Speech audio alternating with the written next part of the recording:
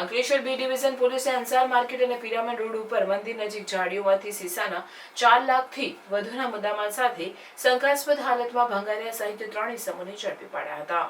Ankleshwar B division police મથકનો staff પેટ્રોલિંગમાં હતો તે દરમિયાન બાતમી મળી હતી કે અંકલેશ્વરના અંસાર માર્કેટ પાસે પિરામણ માર્ગ સ્થિત મંદિર નજીક ઝાડીઓમાં 2 ઇસમો સીસાનો મોટો જથ્થો સંતાડી રહ્યા છે.